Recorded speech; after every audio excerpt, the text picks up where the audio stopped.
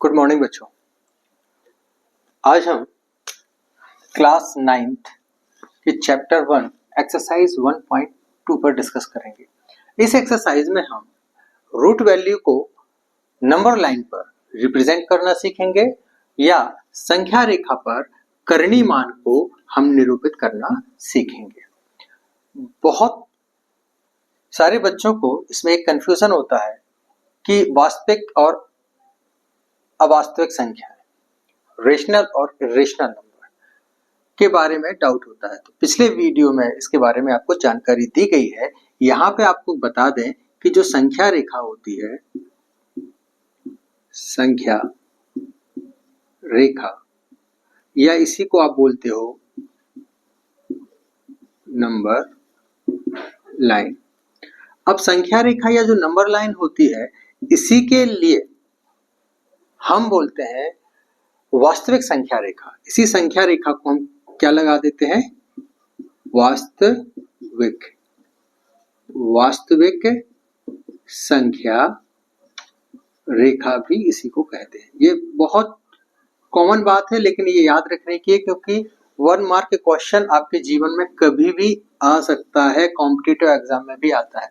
तो संख्या रेखा को ही वास्तविक संख्या रेखा या नंबर लाइन को ही रियल नंबर लाइन बोलते हैं, रियल नंबर लाइन कहते हैं। अब आप ये सोच रहे होंगे कि सर आपने संख्या रेखा बता दी, फिर वास्तविक क्यों लिख दिया? क्योंकि हमने जो पिछली क्लासेस में पढ़ा वहां तक तो ये था, इस तरीके से संख्या रेखा आपने पढ़ी, ठीक है। चलिए, अब संख्या रेखा के बारे में जब हमारा फर्स्ट वीडियो था इससे रिलेटेड, तो आपने क्या देखा था कि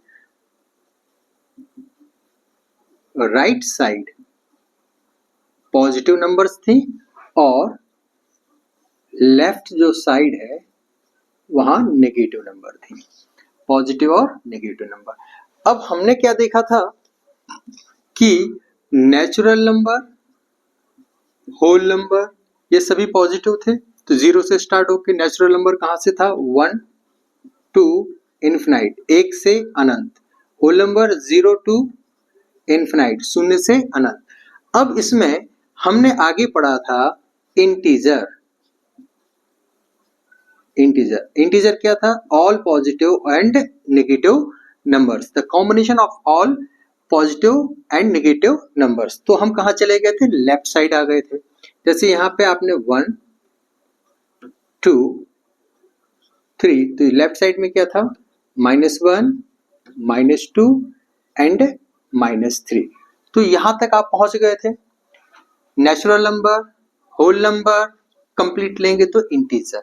अब इसके बाद में हम आते हैं, बहुत ध्यान से देखिएगा, आराम से समझ में आ जाएगा आपको। और ये जो डिफरेंस है ये सेंटीमीटर में ही देखना है आपको, 1 यूनिट है, ठीक है ना ये। अब इसके बाद देखो, आप यहाँ पे आते थे, स्केल अपने पास रखेंगे तो आपको क्लियर होगा। एक बात और बता दे रहा हूं मैं, यहाँ पे इसको रफ कर दूं।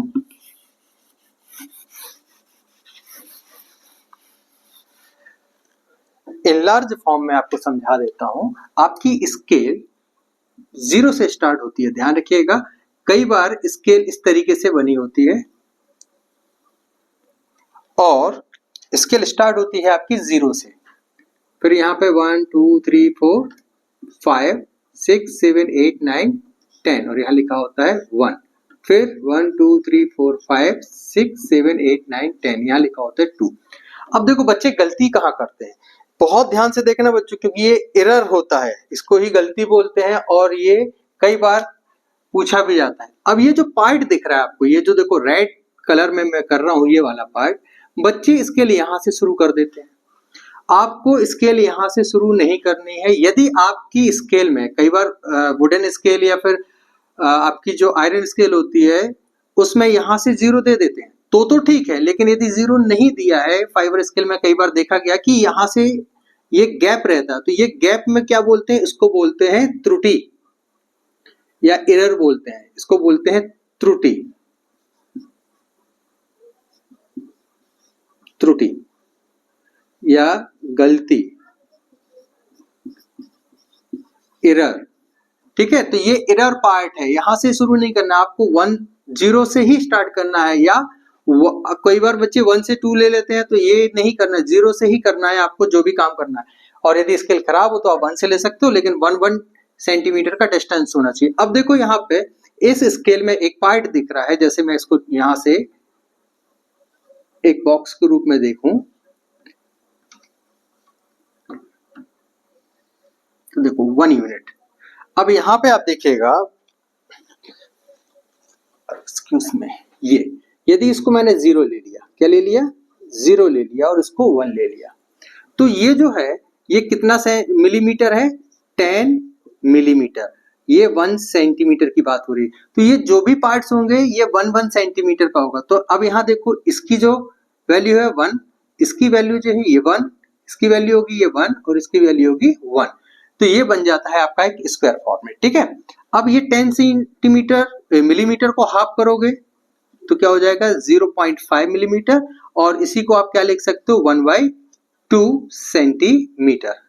ओके, तो 5 मिलीमीटर या 0.5 सेंटीमीटर या 5 मिलीमीटर, ये इस तरीके से आप इसको लिख सकते हो।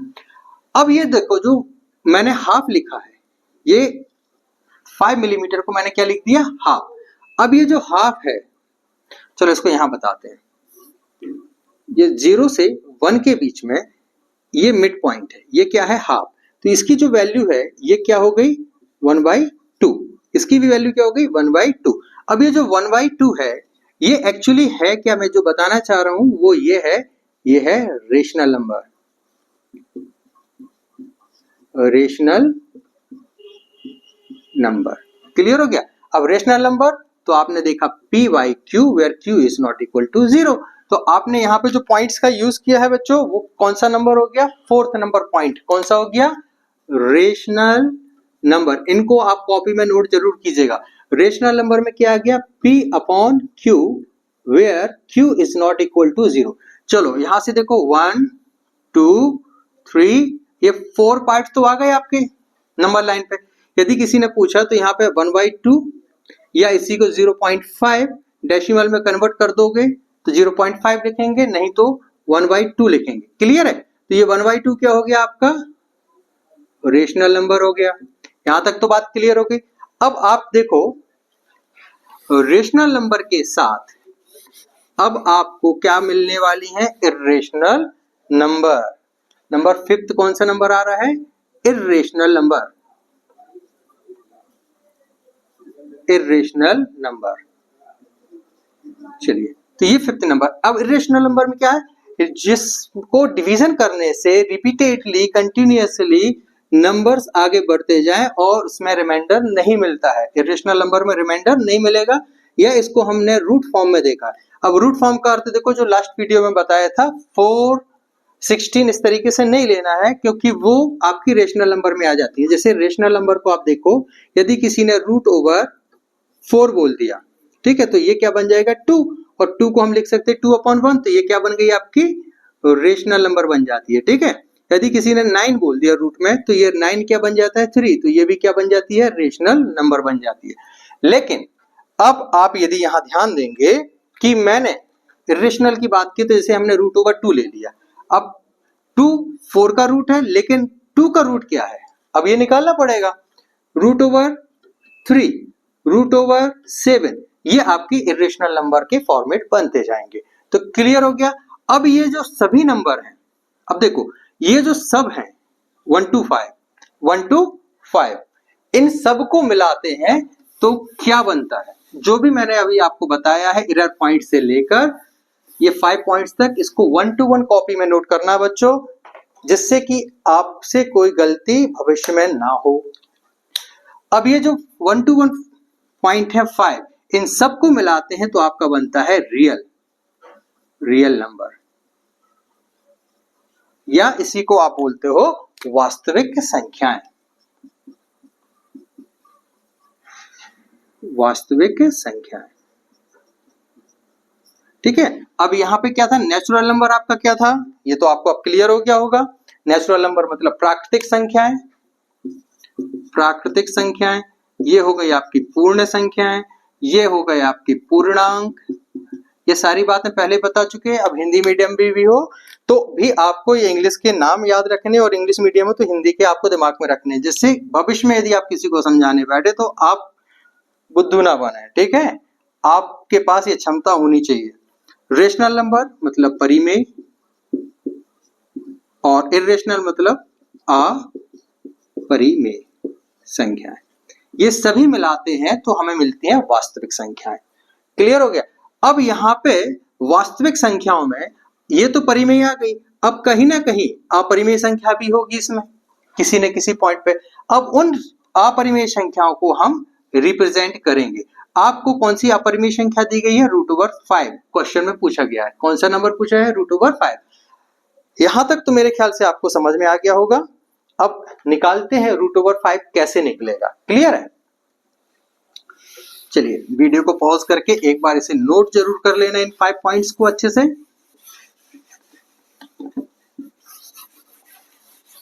अब क्वेश्चन को देखने के लिए आपके दिमाग में स्क्वायर जो अभी मैंने समझाया था 1 यूनिट वाला, वो दिमाग में रखना है आपको। अब देखिएगा, संख्या रेखा को, नंबर लाइन को थोड़ा इनलार्ज कर रहा हूं, बड़े रूप में बना रहा हूं। आप लोग अपनी स्केल का यूज करके सही सही बनाएंगे। 1 सेंटीमीटर का ही लेकर बनाना है। √5। अब सबसे पहले हम यहां देखें कि √5 लिखा हुआ है, इसको हम लिख क्या सकते हैं? आपने 8th में रूट नंबर पढ़े होंगे, आपने रूट नंबर पढ़े होंगे तो आपको यहां से याद होगा कि √5 को हम 4 + 1 लिख सकते हैं। अब 4 + 1 क्यों लिखा? क्योंकि जो 4 है वो 2 का स्क्वायर है, इसका स्क्वायर है 2 का, और +1, तो 4 + 1 क्या होता है? 5। और अब 4 को क्या लिख सकते हैं? √2 का पावर लिख सकते हैं 2, और +1। अब 2 का पावर 2, ध्यान रखिएगा इस बात को। चलिए यहां पे एक नंबर लाइन बनाते हैं 0 से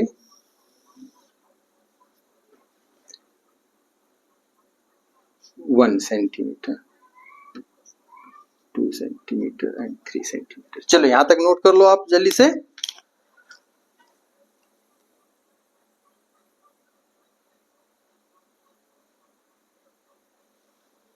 नोट हो गया होगा? थोड़ा पानी पीने में विलंब हुआ। यहां देखो, अब ये 2 स्क्वायर बन गया, +1 हो गया। अब हमें याद आता है कि एक थ्योरम पढ़ी थी, पाइथागोरस, ठीक है ना?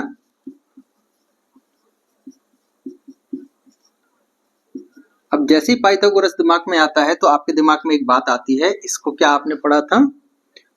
Hypotenuse square is equal to perpendicular square plus base square. इसी को आपने पढ़ा था कर्ण का वर्ग बराबर लंब का वर्ग धन आधार का वर्ग। क्लियर है? अब यहां देखो, एक बात आपको बिल्कुल क्लियर समझ में आ गई होगी कि यहां लिखा क्या है ये। अब यहां देखो, ये जो स्क्वायर है, ये वाला स्क्वायर या ये वाला स्क्वायर जो भी आप माने, तो इसको h इज इक्वल टू, अब ये स्क्वायर इधर जाएगा तो क्या बन जाएगा? रूट वैल्यू बनती है, तो ये p² प्लस b² बनेगा। तो रूट के अंदर जो भी है ये क्या बन गया आपका? p, और ये क्या बन गया आपका? b। अब p², 2 का स्क्वायर 4 होता है, और 1 का स्क्वायर तो 1 ही होता है, इसलिए 1 का स्क्वायर हम इसे लिख सकते हैं। अब परपेंडिकुलर 2 का स्क्वायर हो गया, तो ये p की वैल्यू क्या निकल आई आपकी? 2, और b की वैल्यू आपकी क्या निकल आई? 1। अब 2 मतलब यहां से आप यहां तक गए 2 सेंटीमीटर। क्लियर हो गए? 2 सेंटीमीटर। अब परपेंडिकुलर b 1 यूनिट ही चलना है, तो आपको 1 सेंटीमीटर की लाइन बनानी है इधर की ओर। ठीक है, इसको आप बहुत अच्छे से बनाएंगे तो एक भी गलती नहीं होगी, बहुत आसानी से निकलेगा। अब ये जो आपकी लाइन निकल आई है, ये क्या निकली है? 1 यूनिट की। ठीक है, यहां से कितना सेंटीमीटर ले लिया आपने? यहां से यहां तक 2 सेंटीमीटर ले लिया, क्योंकि परपेंडिकुलर जो थी वो आपकी 2 सेंटीमीटर निकली। अब बेस क्या निकला आपका? अब मैंने यहाँ पे उल्टा लिख दिया है, इसको ये बेस मान लो और ये आपका परपेंडिकुलर हो जाएगा। ठीक है, ये बेस हो गया और ये हो गया आपका परपेंडिकुलर। क्लियर है?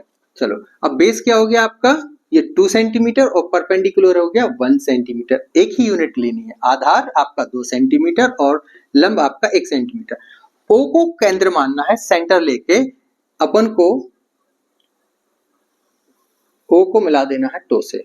तो ये ओ, इसको यदि हमने पॉइंट ए बोला तो इसको पॉइंट बी बोल दो, तो ये बन जाएगा ओ ए बी। अब ये क्या बन गया आपका, इस तरीके से एक ट्रायंगल सेट हो गया जिसमें पाइथागोरस लगती है। क्लियर हो गया? अब ये देखो 2 स्क्वायर प्लस 1 स्क्वायर आपका क्या बनेगा, रूट ओवर 5 बनेगा, ये रूट ओवर 5 बनेगा। बात क्लियर हो रही है? क्योंकि यहां से देखो आपने रफ जो कर लिया है वो यही है, तो आपको कैसे लिखना है इसको,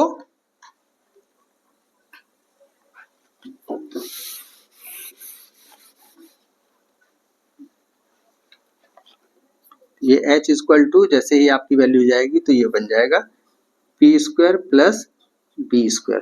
तो यहां से आपने क्या निकाला था, रूट ओवर 5 की वैल्यू ले रहे थे, तो उसको हमने क्या लिखा था, 2 स्क्वायर प्लस 1 स्क्वायर। बस यहां से आपका काम बनता है। और इसी को आपने क्या लिखा था, रूट ओवर 5। तो हाइपोटेनियस क्या बन गई आपकी, रूट ओवर 5 आ गई। यहां तक क्लियर हो गया आपको? इस तरीके से आप इसको सॉल्व कर लेंगे। इसके आगे भी अपन और क्वेश्चन लगाएंगे, ठीक है?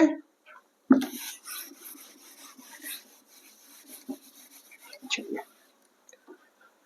अब हमें करना क्या है, यहां देखो पॉइंट, यूजिंग कंपास, कंपास, ठीक है? नंबर 1 कंपास का यूज करेंगे, इसी को आप बोलते हैं परकाल।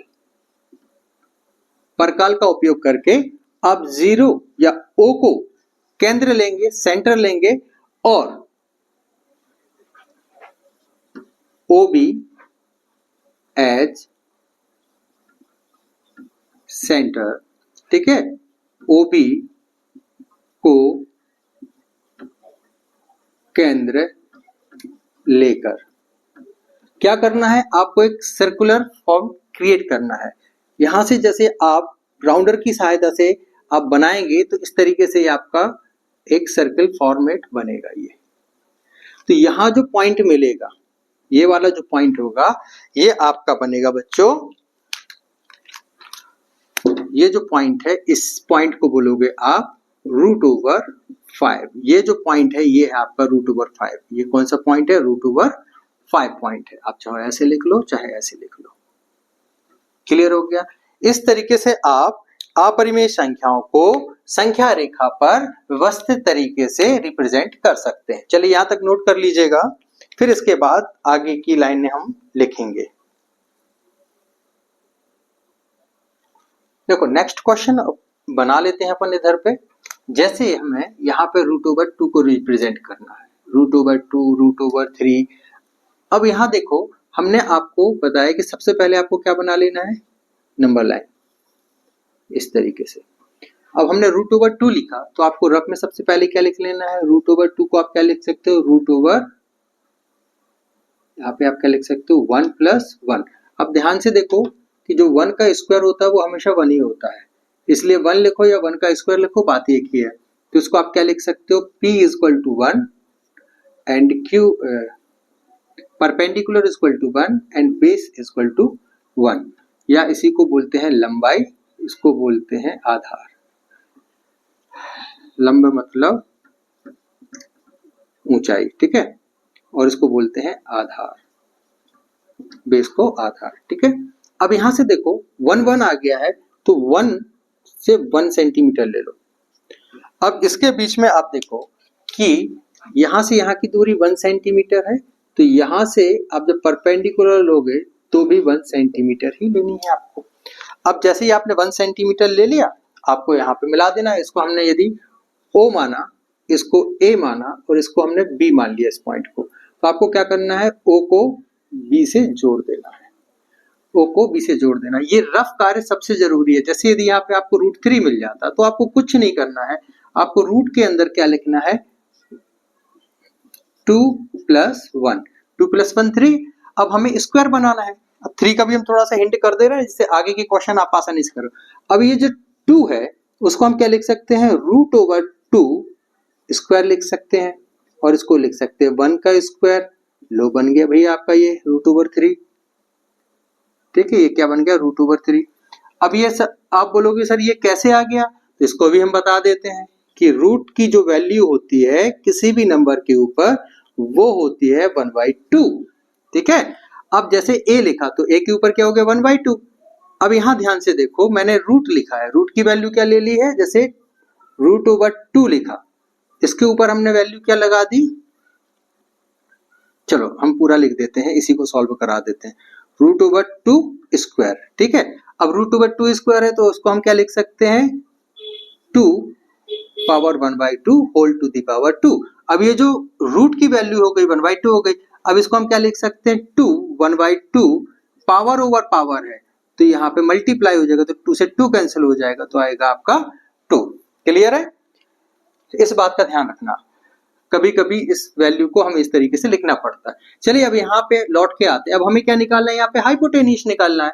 तो हमने क्या यहाँ फॉर्मेट लगा दिया, यहाँ देख लीजिएगा, hypotenuse is equal to √, perpendicular plus base square लगा दिया। हाइपोटेनियस यहाँ पे क्या हो रही है 1 स्क्वायर प्लस 1 स्क्वायर हो गई है, तो आप लिखोगे √1 + 1 इज इक्वल टू √2। इस तरीके से आपका निकल आया, करना तो वही है। अब आपने क्या किया, 2 तो वैल्यू निकल आई, इसकी वैल्यू क्या निकल आएगी √2 निकल आई। क्लियर है, अब हमें क्या लेना है, OB as centre and draw an, चलो ये नोट हो गया होगा आपका, इसके आगे हम आपको बता देते हैं, ड्रॉ एन आर्क, सॉरी यहां लिख दिया OB एज अ रेडियस लिखना था, OB एज अ रेडियस लिखना है बच्चों, यहाँ पे ध्यान रखना, OB एज अ रेडियस, ये गलत लिख गया है RADIUS, और OP as a radius and draw an arc with centre O। शायद लास्ट क्वेश्चन में मैंने यहाँ पे यदि आपको सेंटर लिखा दिया तो उसको रेडियस कर लेना। ठीक है, क्या कर लेना, उसको रेडियस कर लेना। यहां से क्लियर हो गया। अब हमें एक आर्क बनाना है कंपास की सहायता से, इस तरीके से, तो ये वाला जो पॉइंट होगा, इस पॉइंट को आप बोलोगे √2, ये वाला पॉइंट होगा √2। क्लियर हो गया, मेरे ख्याल से सिर्फ इस शब्द को सुधारना है आपको, सेंटर की जगह आपको रेडियस कर लेना है। आज के वीडियो में फिलहाल इतना ही, और आज हमने क्या क्या सीखा इसका वाइंड अप करने के पहले समझ लेते हैं। नंबर 1 आपने लिखा कि जो रियल नंबर लाइन है, रियल नंबर लाइन, तो नंबर लाइन को हम क्या बोलते हैं, रियल नंबर लाइन। और रियल नंबर के अंदर क्या क्या होते हैं, नेचुरल नंबर प्राकृतिक संख्याएं, होल नंबर पूर्ण संख्याएं, इंटीजर जिसे जेड भी बोलते हैं ज़ेहलीन के कारण, all positive and negative number, फिर रेशनल नंबर होती हैं इसके अंदर, और दूसरा होता है इर्रेशनल नंबर। ठीक है, ये सारी बातें होती हैं रियल नंबर के अंदर। और रियल नंबर को यदि फाइंड आउट करना है तो यदि इस तरीके से नंबर आते हैं तो उसको रूट के रूप में ब्रेक करोगे, तो ब्रेक करने का ये फॉर्मेट है। यदि समझ में नहीं आता है तो आप कमेंट में डाल दीजिएगा, मैं इस फॉर्मेट को फिर से समझा दूंगा। वीडियो अच्छा लगा हो तो लाइक करें, शेयर करें और सब्सक्राइब जरूर करें, लाइक करना ना भूलें, जिससे मुझे भी थोड़ी सी एनर्जी मिलती रहे। बाय बाय, राधे राधे, खूब खुश रहो बच्चों।